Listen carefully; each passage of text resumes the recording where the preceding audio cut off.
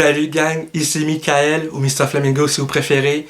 Et regarde, la bande-annonce de Spider-Man Brand New Day est sortie il y a 33 minutes au moment où je filme. Il faut qu'on regarde ça ensemble. Mr. Flamingo, Flamingo, Mr. Flamingo, que tout le monde connaît Flamingo, Flamingo, Mr. Flamingo, go. Pour les Européens qui vont regarder cette vidéo, ça va être la bande-annonce doublée au Québec, donc ça sera pas le même doublage que pour vous en Europe.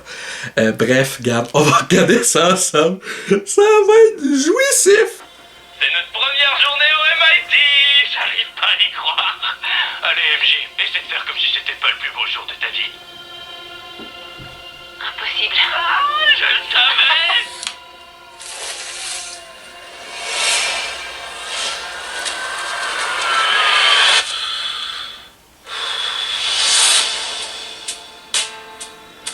Salut, je m'appelle Peter Parker. Vous vous souvenez pas de moi, mais avant on était amis.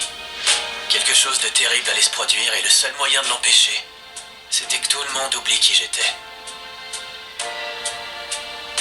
Parce que je suis pas seulement Peter Parker, je suis Spider-Man. T'es malade, Fred? Tu m'as foncé dessus avec ton camion! Arrête de pleurnicher. Comme tu veux. Espèce de petit trou. Rentre chez toi! Spider-Man doit parfois faire des choix difficiles, même si ça brise le cœur de Peter Parker. Qu'est-ce qui m'arrive? Oh, oh Seigneur! Ah!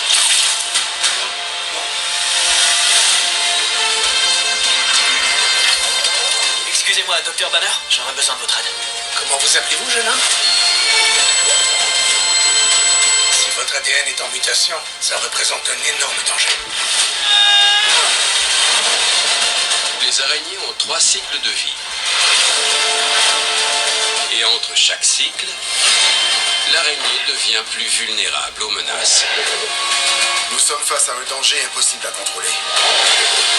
Un danger invisible. Dégage de mon chemin. J'ai plus de taille, le jeune. Et pour l'araignée qui survit à cette étape, il s'agit d'une sorte de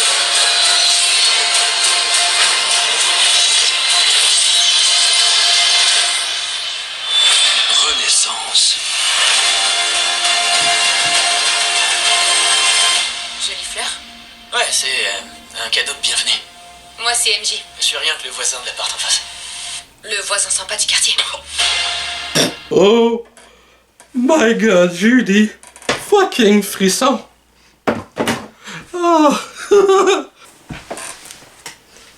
Faut que j'ai changé de bobette.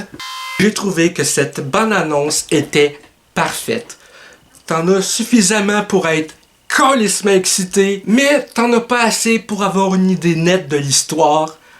Oh yes! Question continuité par contre, mini question comme ça. Est-ce qu'ils vont expliquer pourquoi Banner a laissé de côté le Smart Hulk pour redevenir Bruce Banner? Parce que je veux dire, si tout le long du film il est Bruce Banner, puis qu'il se transforme en Hulk, mais que c'est jamais expliqué pourquoi il est revenu en Banner, excusez-moi, mais il y a une mini incohérence. Je veux dire, il était pas devenu Smart Hulk justement pour avoir le meilleur des deux mondes. La personnalité de Banner avec le physique de Hulk. J'ai au moins besoin d'une explication quelconque là. Outre ça, regarde, visuellement ça a l'air d'être une claque et vraiment au-dessus de la trilogie réalisée par John Watts. Là ici t'as Destin Daniel Cretton qui réalise ce film-là. J'ai pas encore vu Shang-Chi, honte à moi, mais j'ai vu des images, des scènes de combat.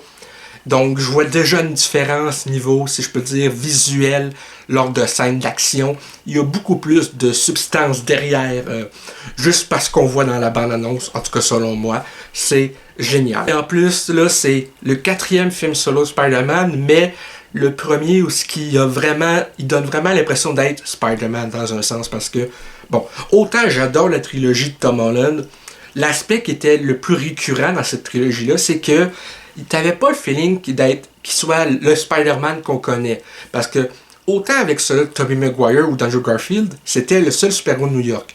Mais là, dans le Marvel Cinematic Universe, où il y en a une chier, je pense que d'avoir fait en sorte que sais, ça se passe après No Way Home, plus personne sait Peter Parker c'est qui, mais que tout le monde connaît Spider-Man de nom. C'est vraiment un titre accrocheur, un jour nouveau.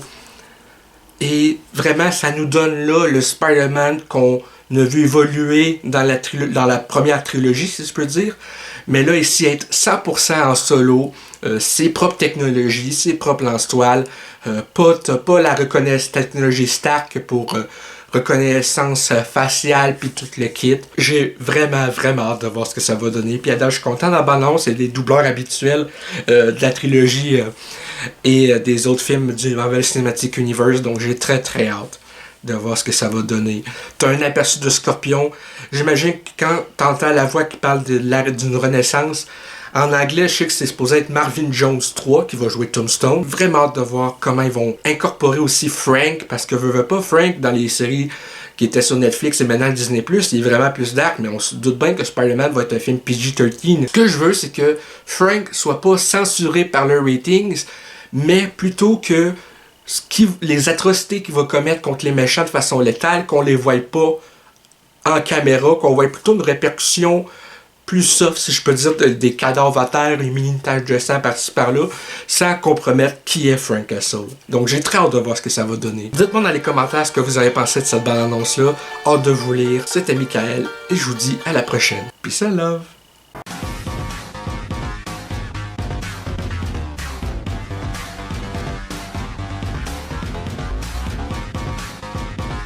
Hey le grand, c'est quoi que t'attends pour t'abonner, sacrément?